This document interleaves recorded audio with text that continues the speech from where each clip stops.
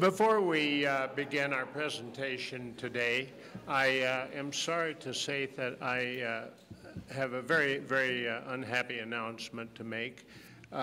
Someone who was a great citizen of Idaho Falls, member of the City Council, and all-around contributor to our community, Karen Cornwell, passed away last night.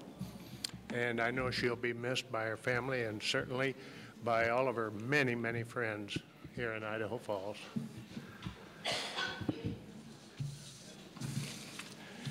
Well, we're glad to welcome everyone to the April 19th edition of the City Club of Idaho Falls. I'm Jerry Scheid, and I bring you greetings from our Board of Directors.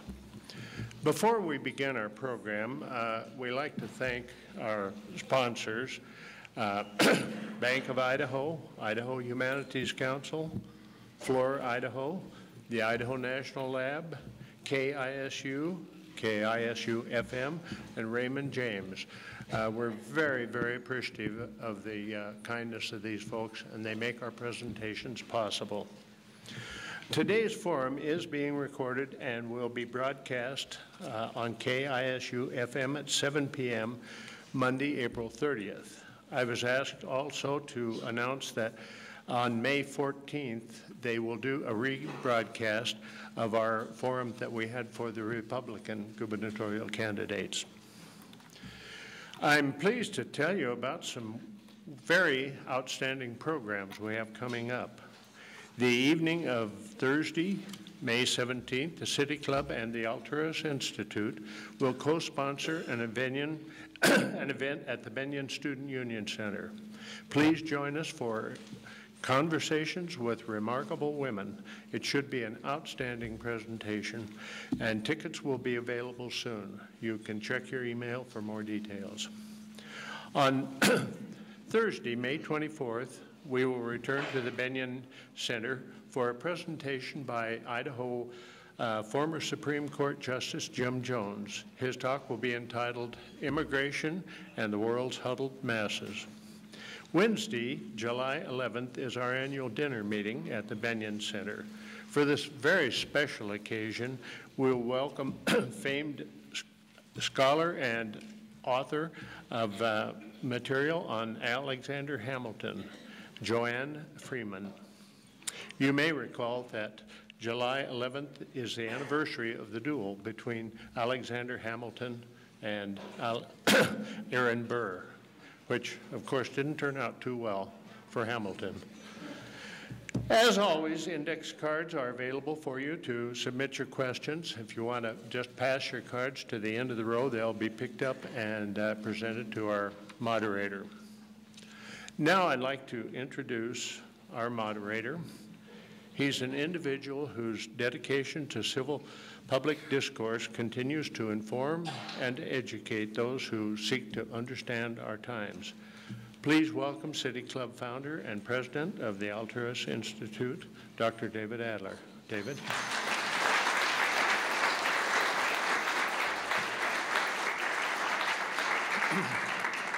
Thank you, Mr. President. That's quite a title. Welcome, everybody, to this forum. We're very proud, very happy to present the two Democratic candidates to represent the party in the November election. We're very pleased to have with us today A.J. Balukoff and Paulette Jordan, the two people who are carrying the banner for the Democratic Party, and they are truly driving across the state in terms of record miles, I understand. Visiting Idahoans everywhere. I want to invite to our table our guests, please, Ms. Paulette Jordan, Mr. A.J. Balukoff, if you'll please take a seat. It's nice to have you here. Thank you very much.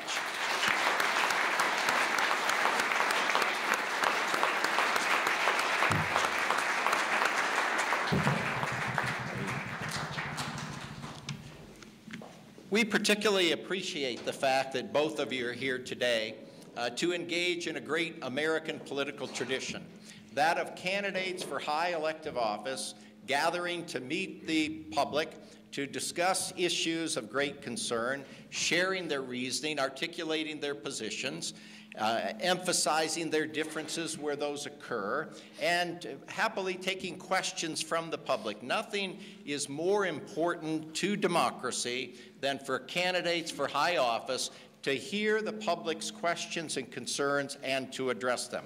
That promotes governmental accountability, and it certainly encourages participation by the public. Under our format today, which is very familiar to everyone, each of our candidates will take 5 minutes to introduce themselves, and then we'll proceed to the questions that we're continuing to draw from you. We want to encourage you to submit them. Liza Leonard will pick them up and happily run here to the podium so that we can raise your questions.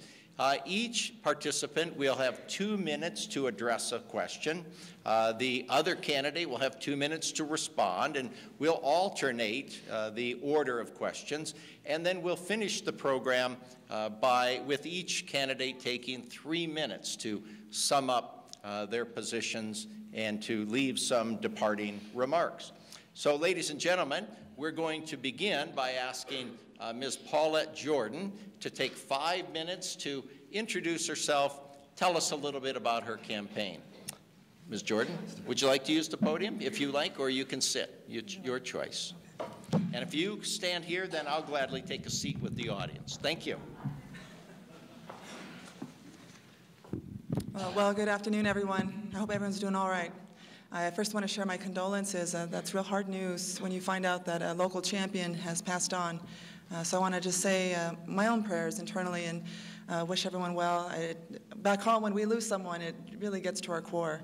So I know how you all must feel. And even though I don't know her, she was still a local champion, and it reminds me of my own relatives. So just thank you for sharing that much with me, because I know the family is hurting and they need all of our comfort at this time.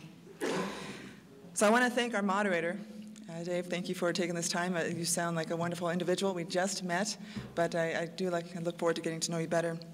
I want to thank all the reporters from the Idaho Press Club for having us and for allowing us to express our views and to replay this for local audiences so they understand where both AJ and myself are coming from.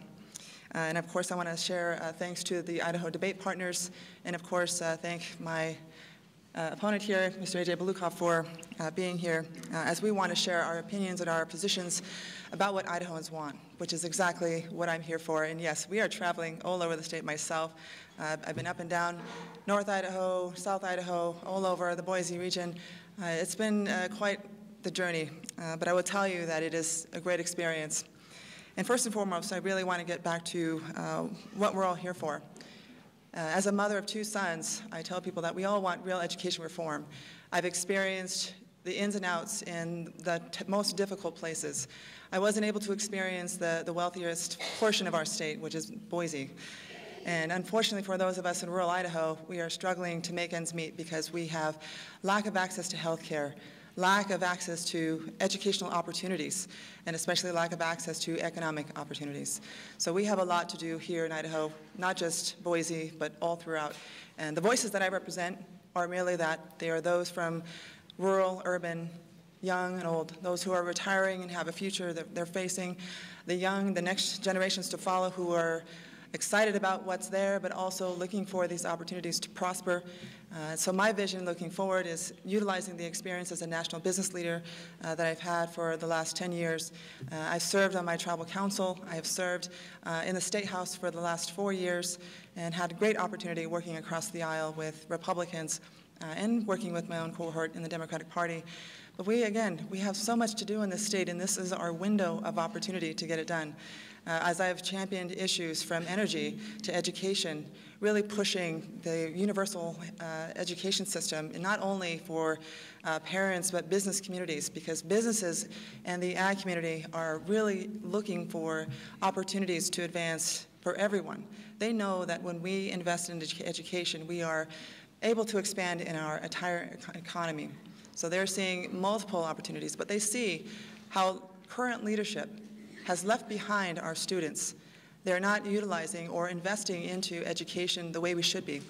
In fact, it's been since 2009 that we've really even raised the standard of our investments, that we have not been able to really look into paying our teachers adequately. We have not invested into local school districts the way we should. I mean, we cut them a mere $70,000 check in addition to what we give them currently.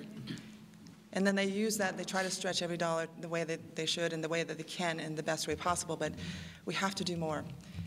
And we'll get to that strategy later on, but I want people to know that ultimately, as a mother, everyone knows that everyone is my child in this state.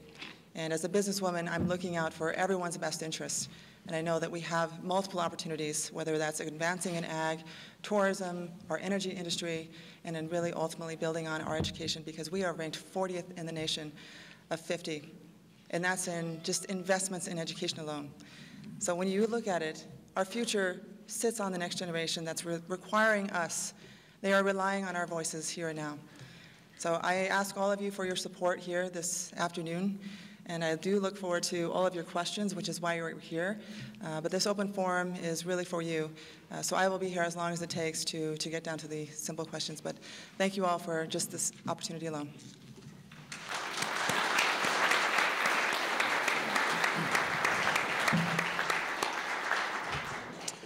Well, good afternoon. I'd like to thank the City Club for sponsoring this forum and thank all of you for being here to be a participant. Thank Paulette for being here and participating. It's more meaningful when we're both here.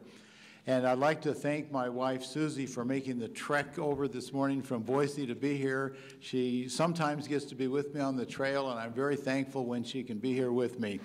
We have raised 8 children in Boise. Our children are products of our public school systems. It's been very important to me, and that's why I have spent 21 years on the Boise School Board. I've been a trustee. My last term will end in September, and for 21 years, we've been working to improve the schools that not only my children attend, but all the children in Boise. And frankly, as we've been down working with the legislature each year to weigh in on education bills and give our opinions as how those bills would affect the Boise School District. We also talk about how we see those bills affecting the rest of the school districts in Idaho. And education is the main reason I have gotten involved in partisan politics. We have a constitutional mandate to provide a uniform and thorough system of public schools in our state. And our legislature is not living up to that mandate. Right now, the quality of a child's education, the educational opportunities they get, depends on their zip code. We have school districts that are providing marvelous opportunities to kids.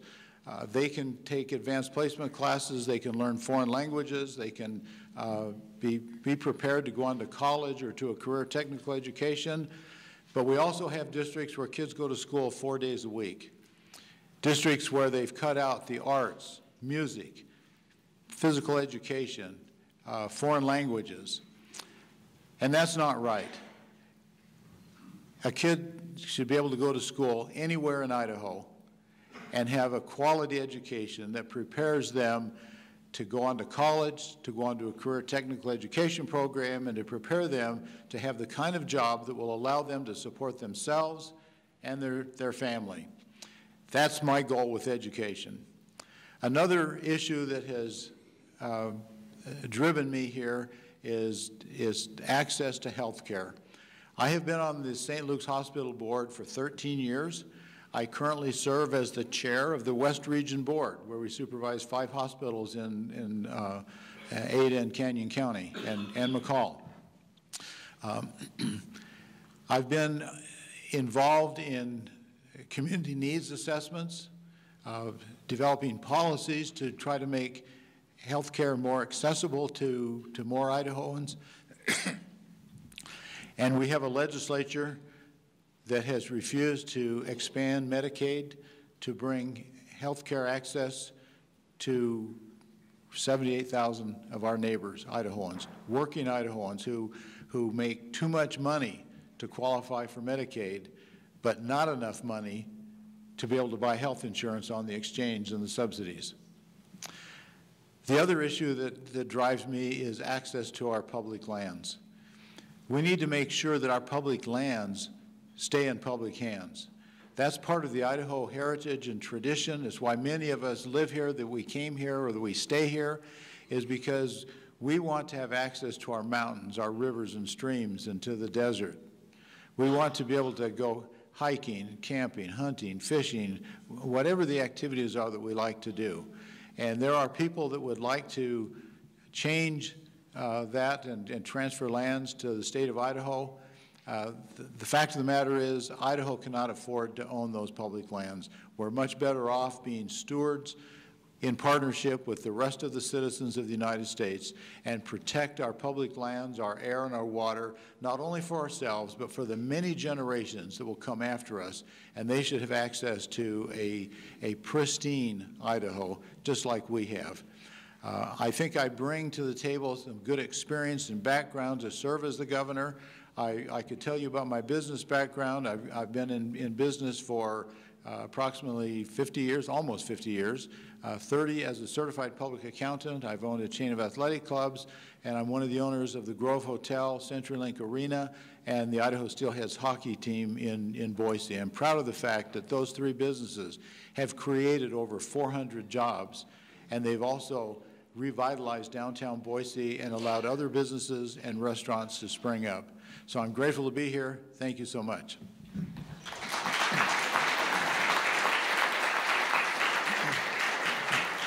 Thank you both. Thank you both very much for those introductory remarks. Over the course of the campaign, both of you have addressed important issues such as education and health care. Would you each take a couple of minutes to talk about your specific ideas for improving health care coverage in Idaho? We'll begin with Mr. Balukoff. 2 minutes, please. Thank you, David. Well, first and foremost, we need to expand Medicaid.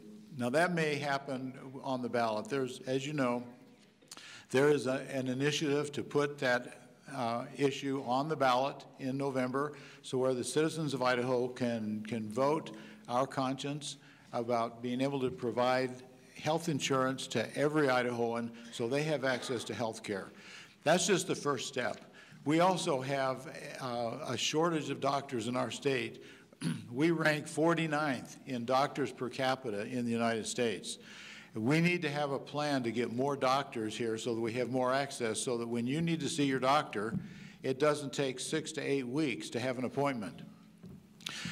We have 50 seats in medical schools between WAMI and University of Utah, but we only have 45 medical residencies. We have a new medical school that is opening this fall with its first class of 150 medical students. So in 4 years, we will have 150 more medical students competing for residencies.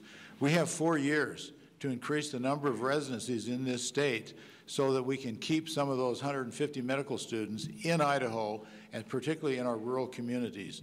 And there is a proposal that was developed by the head of the WAMI program and the head of the family practice residency to expand the number of medical residencies available. We just need to execute that plan and provide the funding, which is $15 million over the next 10 years, and it will create 2,000 new doctors if we'll do that. Thank you. Ms. Jordan? I think A.J. has been reading my platform. It's exactly what I said on my platform. But it's interesting because, everyone's out and about, and I'm really proud of the Reclaim Idaho constituents who are getting the signatures because we are right there.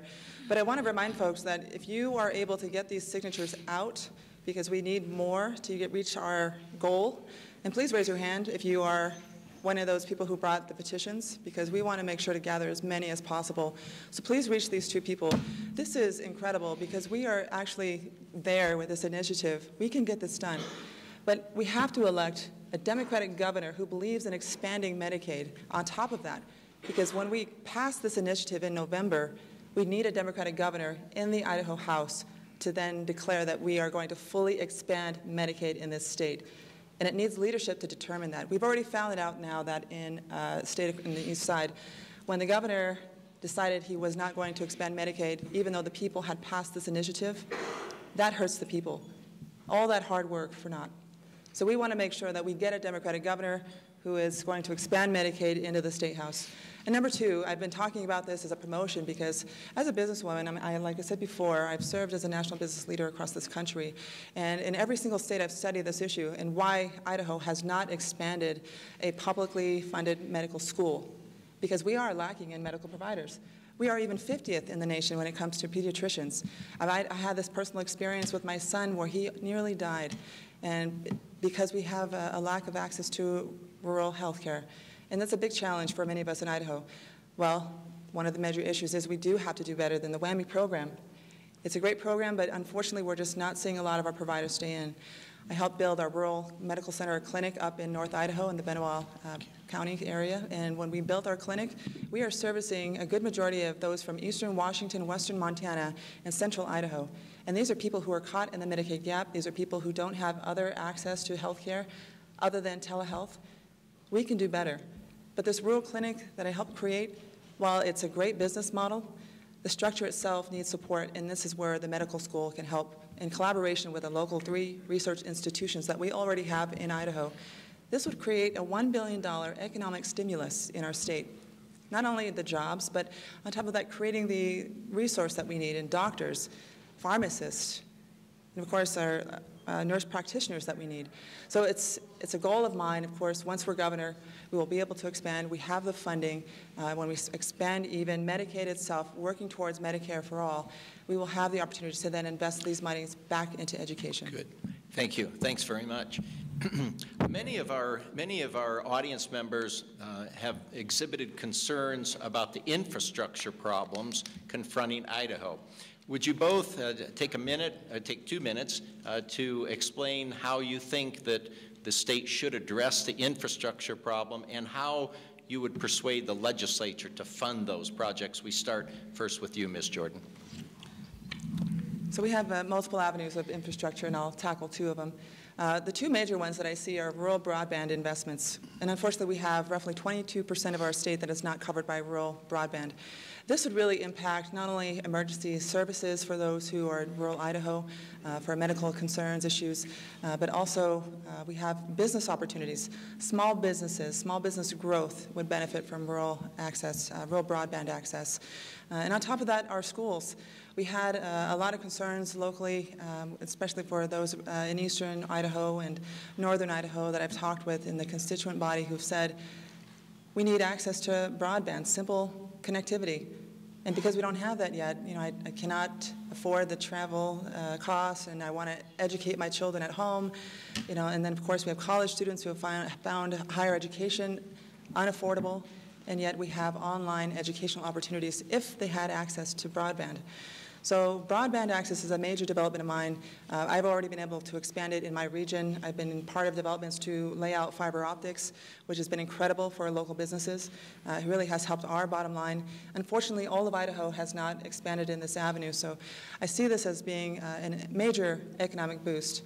On top of that, we have rural transportation. I've been in the legislature, so I've worked with many veterans in my community. I've worked with our elderly, people with disabilities, and I found that this is a major issue when most of Idaho is not connected in the rural areas. We have people who are suffering, not just from lack of access to health care because they don't have the transportation, but people who are not able to get the jobs that they need and or could attain otherwise if they had simple transportation. And of course, the people with disabilities. So there's just a high need. But the real problem is that we are not funding rural transportation. And many rural communities are fighting to keep their services alive. But we need to market the transportation unit system, connect them to the urban sites, and then connect them to the main towns. Main towns are struggling, but they would really benefit. And this is how we build up our main streets. But is that my time? Thank you. Yes, thank you. The red card means stop. Thank you very much. Thank you. Sort of like soccer. Now, Mr. Balukoff, please. Thank you. There's no question that broadband to all parts of our state is one of the things that has been neglected that we need to pay attention to. There are ways to help. Houston, we have a problem. We're going to fix this microphone. Thank you so much. Okay. I apologize, Mr. Balukoff. That's all right. So you know, we need the state needs to make a commitment to work with our local communities to draw broadband into all parts of our state, and Paulette has mentioned some of the reasons we need to do that. It's not only education, it's delivery of health care to remote areas, it's helping economic development in the rural areas. That's all a part of the modern world we live in today. 100 years ago, the United States government helped us electrify the United States. We need to do a similar thing here, and there are grants that we can work on to help with that funding. The other thing is our roads and bridges have been neglected for decades, and we have a backlog of maintenance on our roads and bridges. Our funding mechanism, the gas tax, has not kept up with modern times. It hasn't even kept up with inflation. It was been a flat 25 cents a gallon forever. We need to find a better, more modern way to raise those funds in the advent of electric cars. And in a few years, the fuel consumption will decrease drastically. So we need to devise a better way to collect fuel taxes. The way we will help local communities maintain roads in the counties and cities is we need to give local governments a local option tax so they can take care of the things that are important in their community. When I was on the Compass Board for 8 years, the Metropolitan Planning Association in southwest Idaho that dealt with how to use the federal highway funds that get returned to us, we tried really hard. That board is made up of mayors, city councilmen, county commissioners, and a school board member. And we worked hard at trying to get a local option tax. They all told me they needed one. That's something we need to do to help solve this infrastructure problem. Thank you, Mr. Balukoff. The next question pertains to the fact that, as you know, many members of the Republican Party are clamoring for a return of public lands to state control. I know you've both spoken to that issue along the campaign trail. Will you take 2 minutes, please, to tell us why you think your GOP opponents are wrong in asking for the public lands to be returned to state control? And we begin with you, Mr. Balukoff. Well, first of all, the word return is the wrong term. We've never owned the public lands. As part of our admission to the Union, we agreed to not ask for these public lands and to help protect them and maintain public access. The fact of the matter is the state of Idaho does not have the budget to maintain the public lands, to manage them, and to pay for the fire suppression costs. We are much better off owning the lands in partnership with our fellow citizens across the United States and using the financing ability of the entire United States to manage those lands. It's very important that we maintain access, especially for our rural communities. The hunting, the fishing, the camping, photo trips, all of those things are very important to the rural economy. During the steelhead and salmon season, you can drive through Riggins and see the number of people that are hiring local guides and boats and so forth and they visit the tackle shops. This is a big deal to our rural communities. It's something in billions of dollars that are at risk if these lands, if access is cut off to the lands. It's also important to maintain these lands and manage them responsibly to protect the quality of our water, to protect the quality of the air that we breathe. That's why they're wrong. Thank you. And Ms. Jordan. Well, you know, we're not going to get anywhere if we keep telling people that they're wrong all the time. It's really a matter of understanding, and I'm really the chief negotiator most often in these rooms, and when they send me into these rooms, they send me in there to negotiate with the other side who has a very strong opposing viewpoint. But at the end of that day, I have to make sure that we're coming to the middle of the road so that we all have some positive conclusion.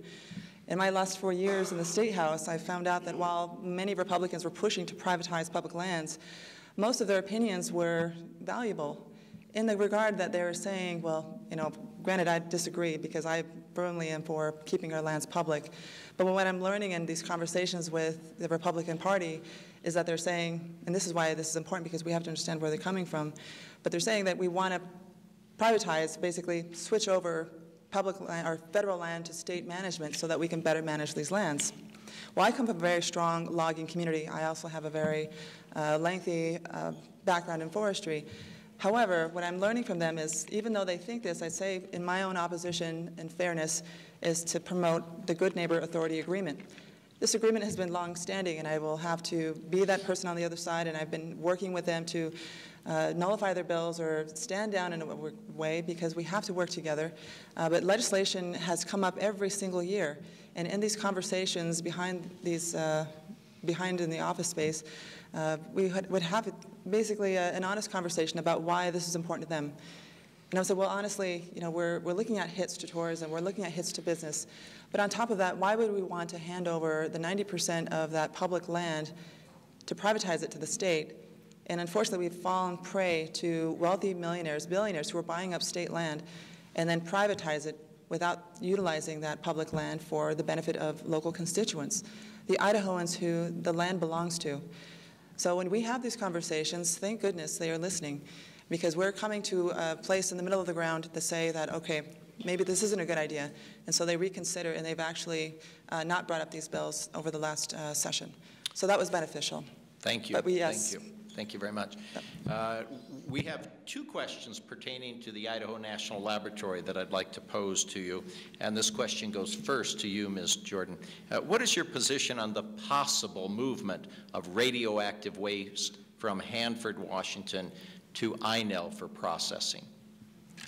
Can you say the first part of that? Sure. What is your position on the potential, that is, possible movement of radioactive waste from Hanford to INL for processing?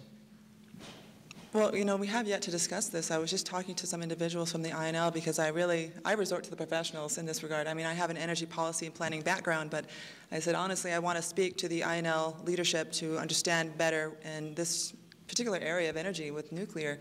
There's a lot of misinformation that gets styled up and around our state, but for me, I would want to take a more solid look at the research. But my position is to simply bend for the environment. I mean, it's integrated in my DNA, environment first. So I guess I could not give you a solid position on what my strategy would be at this point, because I think we need to look to our INL professionals at this point. But we do know about the leakage. Everyone has heard about that. They expressed it to me that it was just, I mean, honestly, I will not get into the details of it because it's not upon me, but it's a very detailed, I think, response that should be we should give.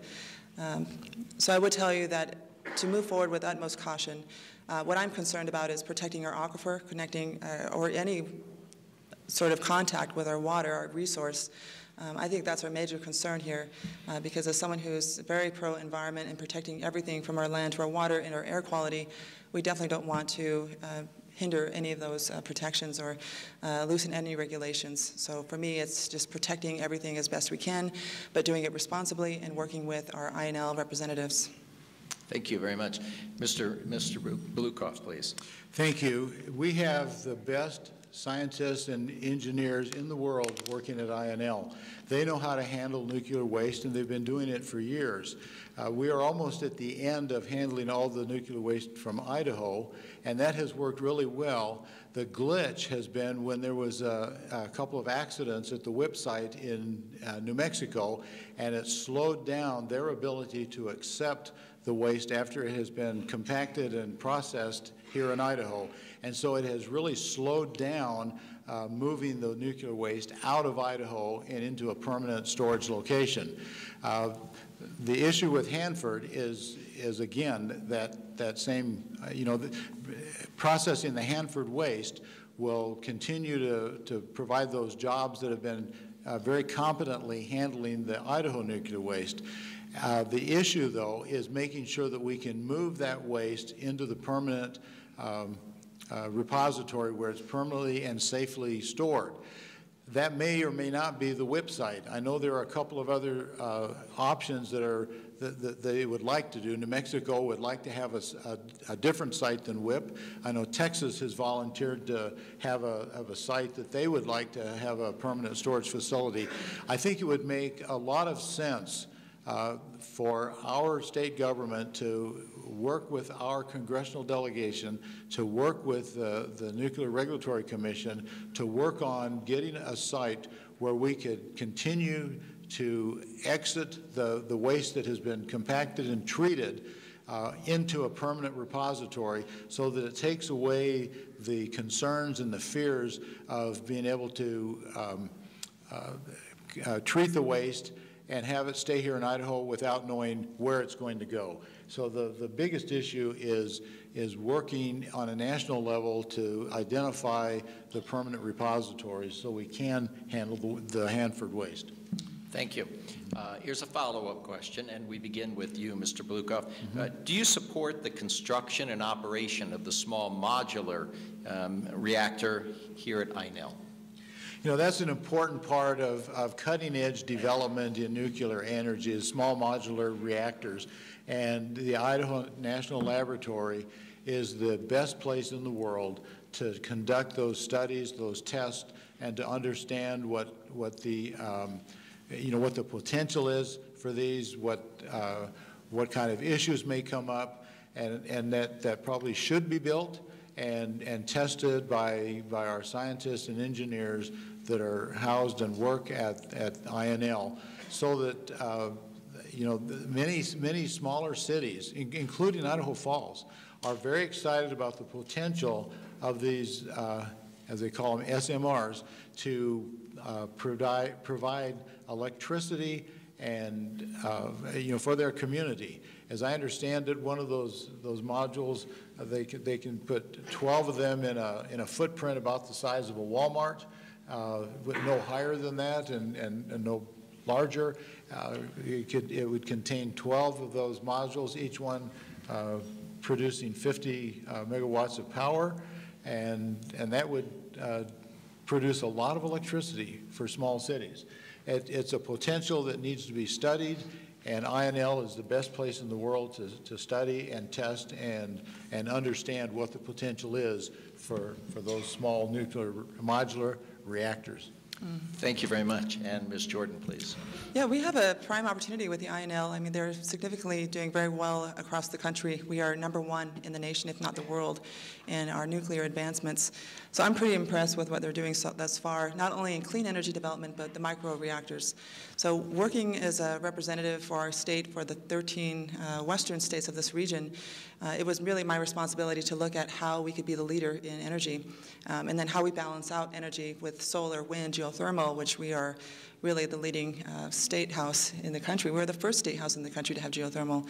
And yet we can now be the first state in the country to lead the energy industry in micro-reactors. So I firmly support the development. I think it would be good for not only the economy of this state, but providing more jobs, and then of course sustaining energy for the western region. I've looked at these micro-reactors and how they can continue to provide energy that's sustainable for rural areas. We've even talked about places like Alaska really benefiting from this sort of research. So I think for the smaller cities, those people who want to operate on independent grid systems would really benefit from this development, and I think that this is really the way forward. But this is the amount of research that's been done, I really fully respect, and I think this is where we continue to challenge ourselves to look in terms of how clean can these micro-reactors be, and then ensuring that we're not contributing to more waste, but balancing out the future of clean energy renewables, because corporations, companies, states, they're all pushing towards 100% clean energy renewable goals. And in fact, this country should be in line with that, and we were at one point, and we'll get back to that. But as governor, this is our goal, 100% clean energy renewable, and we want to phase out all fossil fuels, and I think this is how we can partner with the INL. Thank you very much. This next question goes to you first, Ms. Jordan. As governor, you would be asked to provide executive leadership to move Idaho forward. The first question here on this theme asks, what would you do to help improve the standard of living in the state of Idaho? Ms. Jordan. Well, this is not a short question either, and I know I have 2 minutes, but standard of living needs to be raised. The wage needs to be the first initial contact where we actually start indexing the wage. Right now, we've talked with local businesses. I've been meeting with Chamber of Commerce's and trying to get business leaders to take the forefront of this conversation, because we've watched how we've stricken out, state preemption has been an issue for local communities. When McCall tried to take an initiative of their own to raise the wage to $15 an hour for the minimum wage, that was a tragedy. And they lost, and unfortunately, they could not come back again to decide at the local level to raise their wage. So because we preempted local control and we're not allowing local constituents to voice for themselves this option, we are going to have to index it at the statewide level. And I think this is an opportunity for us to really work with business leaders to say that this is the responsible way to move forward. But we have to pay our people fairly, because no Idahoan should be living in poverty. No working family should be living in poverty. And this is where we are. We are 50th in the nation when it comes to minimum wage jobs. It means we have far too many people working in these low-wage jobs and not enough working in professional fields. We need more jobs, more opportunities, but again, they need to be better paying. So this is a challenge, but I see this already happening. I pushed a bill last 2 sessions and actually was seeing some good movement there. When people were looking at this as an option, they thought, well, okay, as long as we can work with the business community, we can make some exchanges. So I think we're there. We just have to get the other party and the business community to step in line. But honestly, these conversations need to be with everyone at the table, because some people think that just the sticker shock of just going to $15 an hour is going to hurt the business community. And I say, well, not if we index it, because honestly, if people aren't being paid adequately, they can't afford their rent or their mortgage. And more people in my generation are not buying homes anymore. And it's becoming more inaccessible. We are redlining through banks, and we have to do better as far as how we're providing regulation and allowing people to attain these loans. Thank you very much. And Mr. Balukoff, what would you do as governor to improve the standard of living here in Idaho? The key to a good standard of living is have a good paying job. And the key to having a good paying job is to have the skills and the knowledge to qualify for a good paying job. So the first thing we need to do is improve our schools and make sure that every child has the opportunity to go beyond high school and either get a college education or a career technical education. We need to make a strong commitment to our high school kids starting down the path of careers in the construction trades. Welding, I found out that welders can make $100,000 a year. And there's lots of those career technical education jobs available. There's lots of STEM jobs available. Last legislative session, the director of the Governor's STEM Action Council testified that in 2017, 7,000 STEM jobs went unfilled in the state. We have the jobs here. I was visiting with people at INL. There are lots of jobs there that go unfilled. We just need to provide the workers, the graduates, with the skills that those enterprises need to hire. They need to have those job skills, and they'll qualify for very good paying jobs.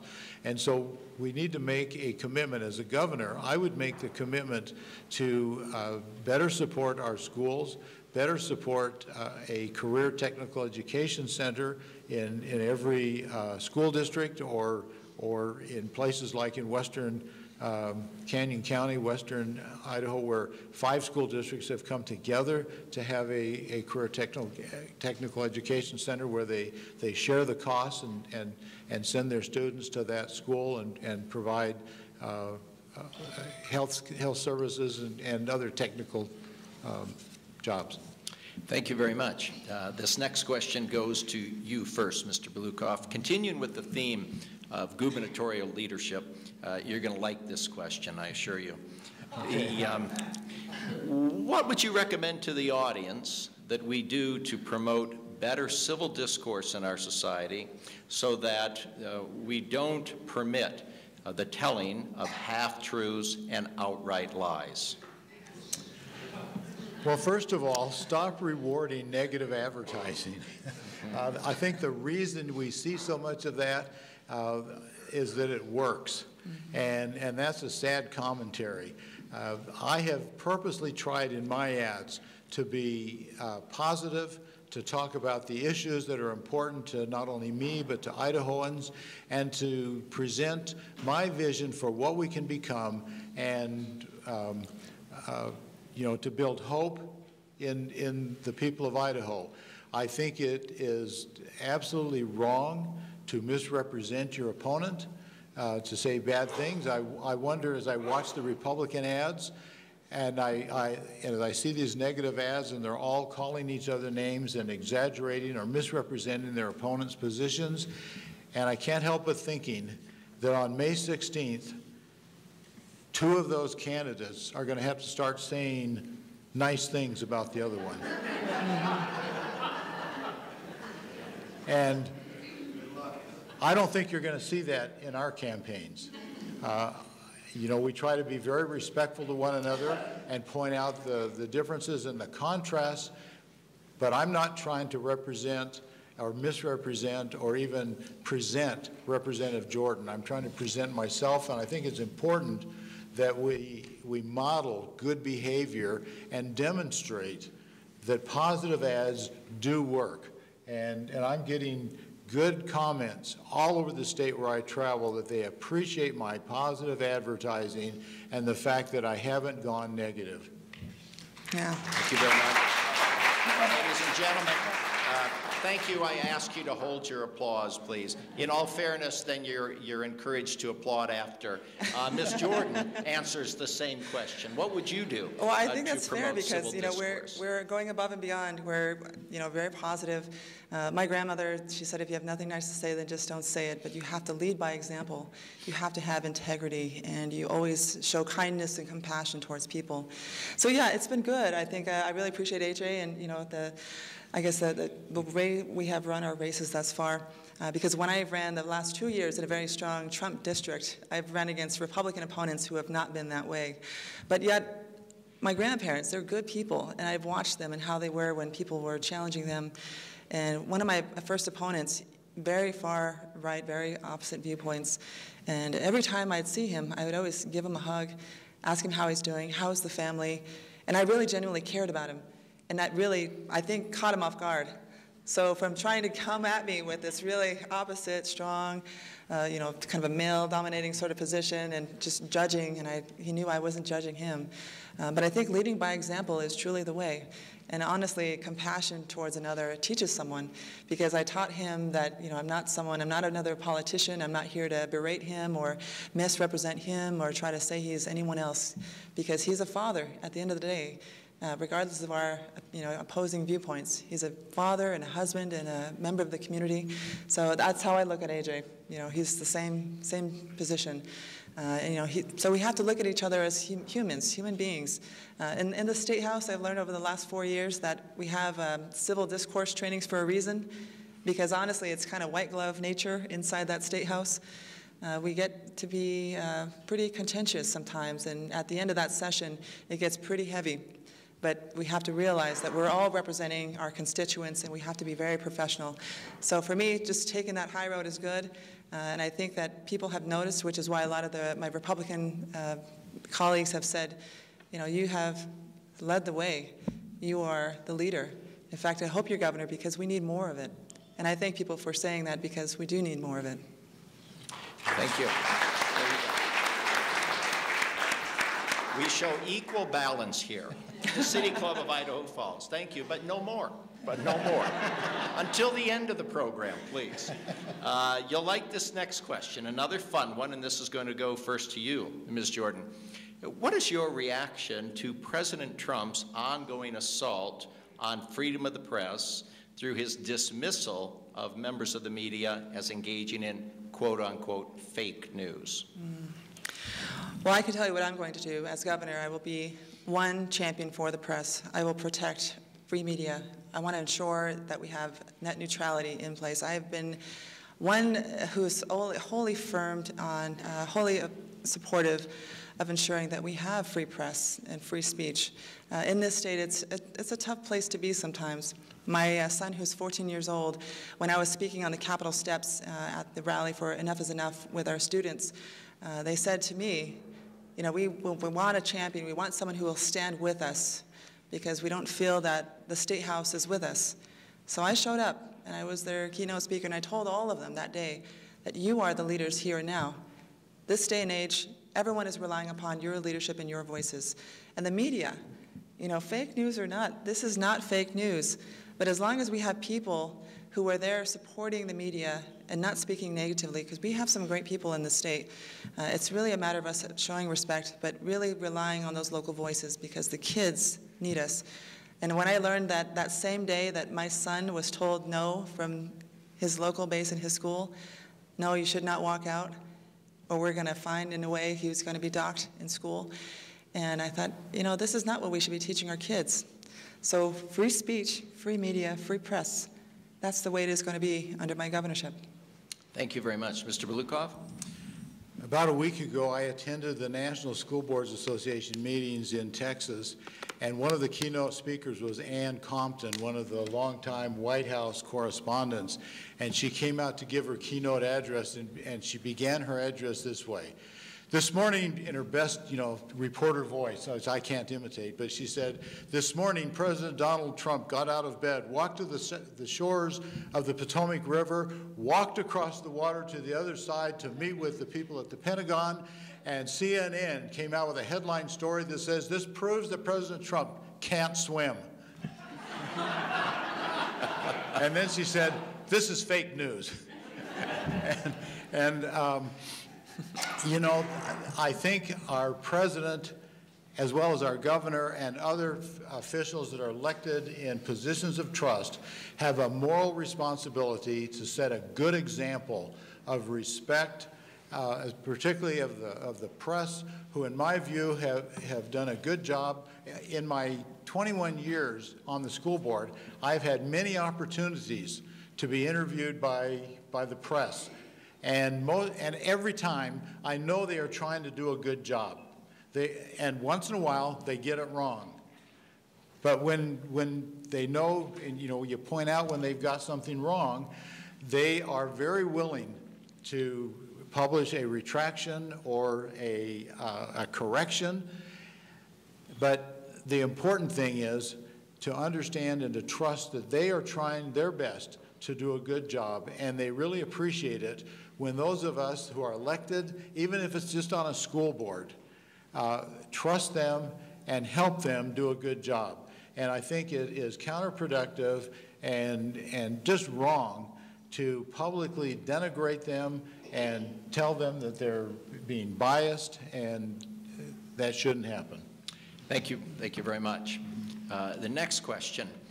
In the wake of tragic school shootings around the country over the past decade or so, a number of states, most recently Florida, has enacted gun regulation characterized as reasonable as a means of trying to meet this grave challenge. We'll begin with you, Mr. Balukoff. In your view, what would be an example of reasonable gun regulation that could be enacted by the Idaho legislature, which you would sign into law? I think the most effective thing that could happen would be to bring universal background checks into compliance with the federal law so that our state officials could enforce universal background checks. That would be very effective. It's something that Governor Hickenlooper did in Colorado, and in checking those statistics, they had about 360,000 background checks.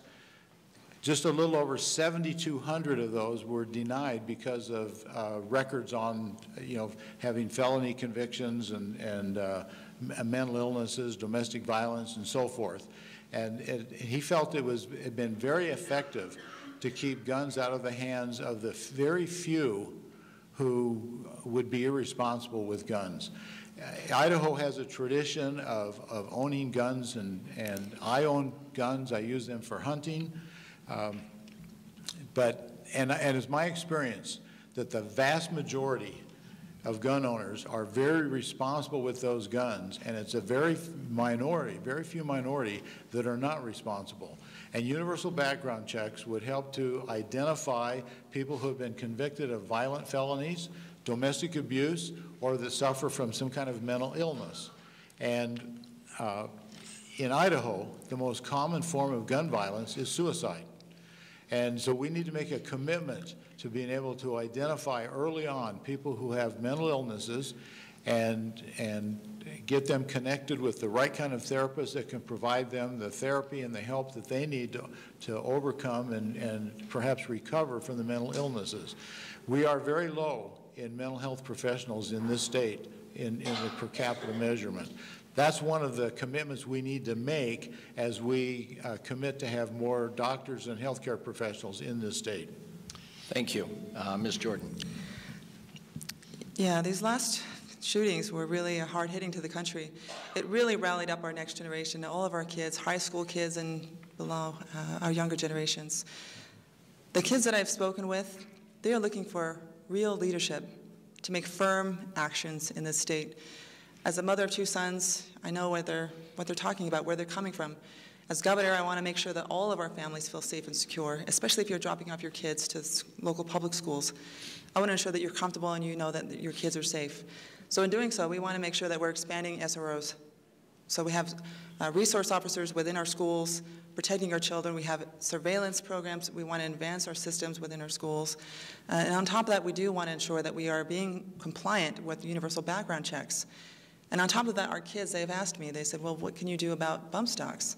I said, well, bump stocks are not necessary, but we have to get our legislative body to understand that these sorts of equipment that we are adding on or that's available to buy should not be available, especially for military-grade weapons. You know, do we really need military-grade weapons available in all of society? I think we need to take a hard look, and I looked at what we're doing now in this country. We're having broad conversations, more aggressive conversations.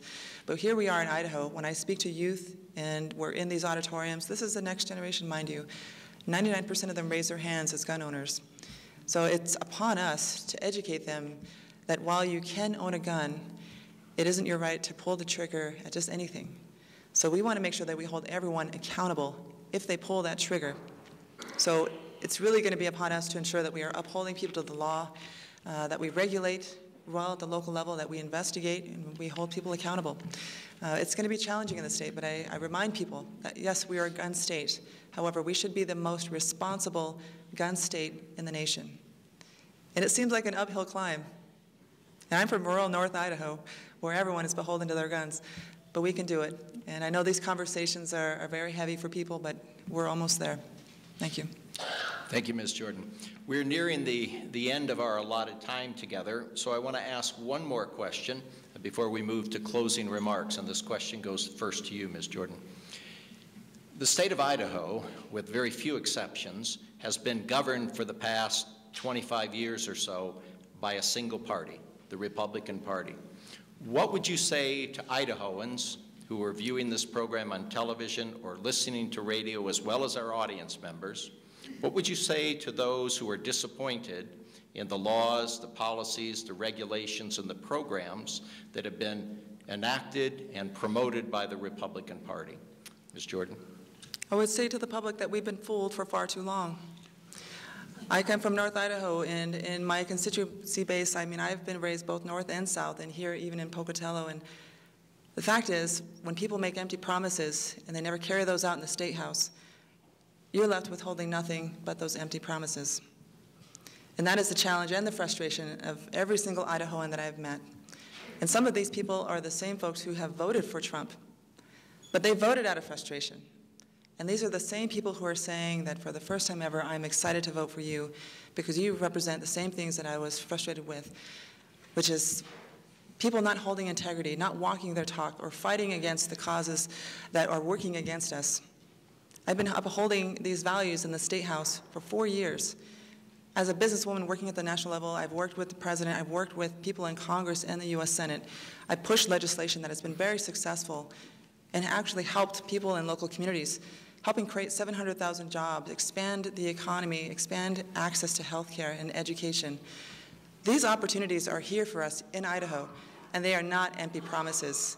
You're looking at someone who has the experience far and wide, who can bring this to Idaho once we are in the governor's seat. But people need to understand that they have to be able to trust in leadership. And we do not have that trust, and we have not had that trust for the last 3 decades. And that's unfortunate for us because we now have a new generation that's coming up, and they want to be able to believe in their government, as we all should. So for me, running for governor, I'm building up trust, and this is what I'm fighting for, the true integrity of government again. Now, we all know Governor Cecil Andrews. He was a very dear friend of mine, good mentor. This man comes from the same community that I come from. And the wholehearted values that he has is being a good neighbor, being beholden to the land, not to corporations and the corruption and the cronyism that we see now.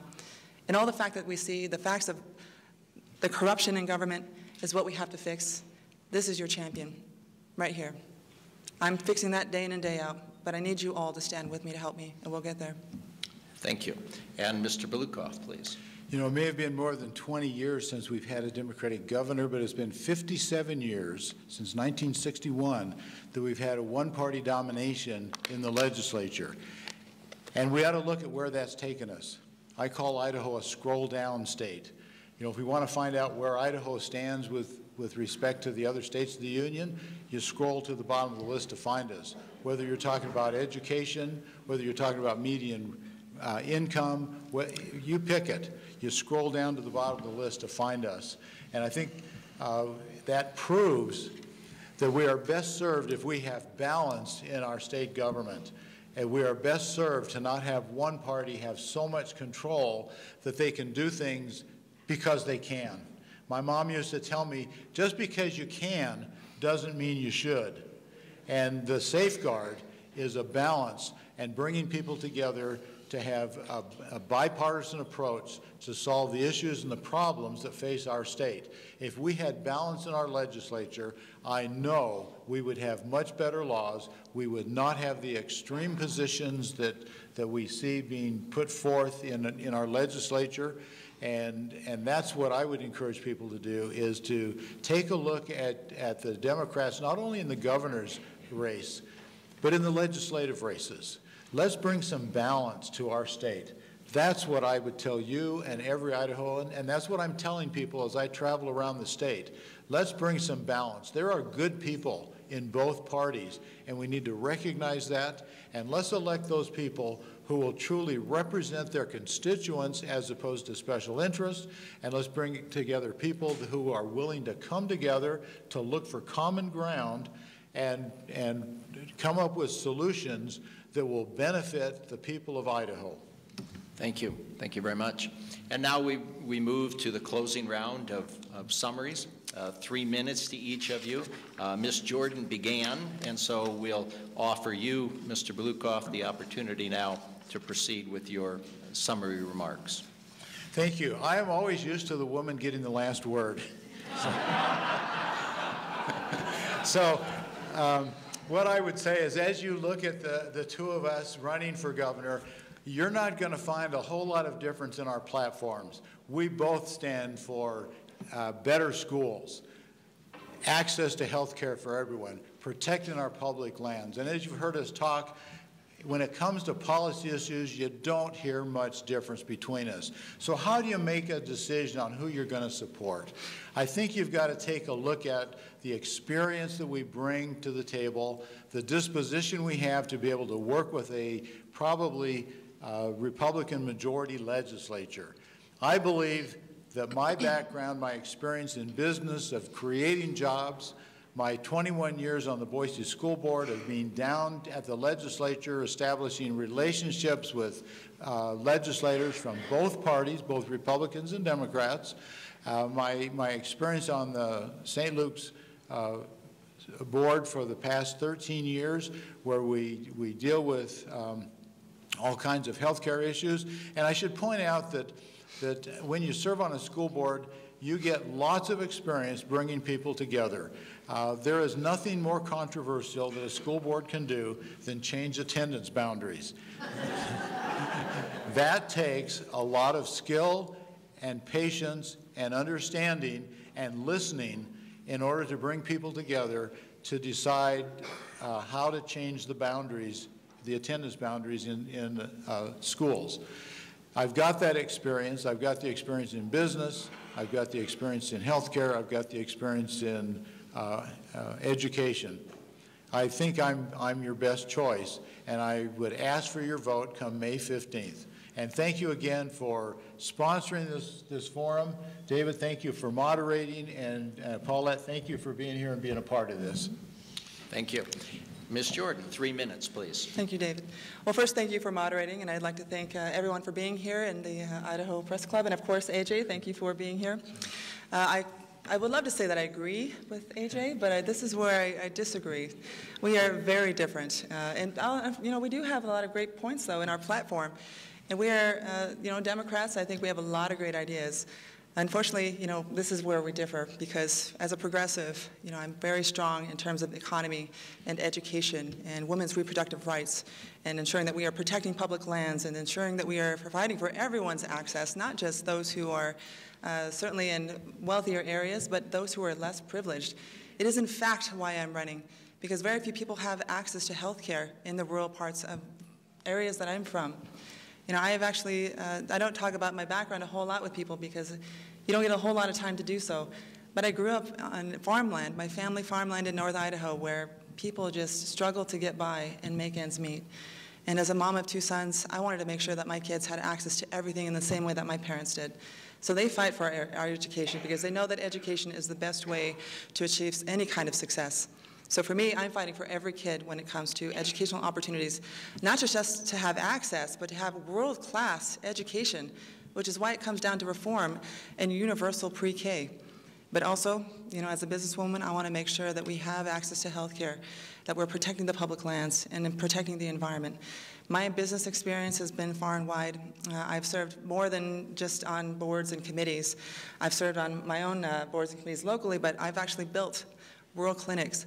And on top of that, state-of-the-art, world-class. And education systems, I've helped with my own relatives, our school that we built back north, which is cutting-edge, 0 through 5 early childhood education.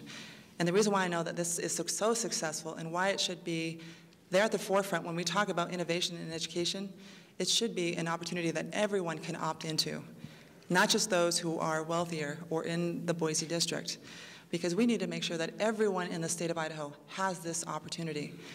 But if you're not from these communities and you don't understand the needs and you're not living this life with folks, how do you really know? You need a leader who is from here, understands the voices of the people, and also has the experience. I went out to the University of Washington, Harvard, University of Idaho. I've studied in all capacities. And I'm still an ongoing student. I don't care if I'm 90, I will still be a student. But as governor, as the CEO of the state, I've worked with the president, I've worked with senior members of Congress and the U.S. Senate, and these are the constituents, the people that I will have to work with, and I have to be able to lobby our issues as the chief voice of this state and carry our message across both sides of the aisle, which I've been very strong and very successful at doing so. So I want to thank all of you for believing in this race, because many of you understand that this is a strong grassroots movement. In fact, everyone in the country is invested in this campaign, and I want to thank you all for being a part of it. And thank you for your vote come May 15th. Ladies and gentlemen, I think you'll agree we've been treated to a wonderful, stimulating program. Thank you both very much for joining us today.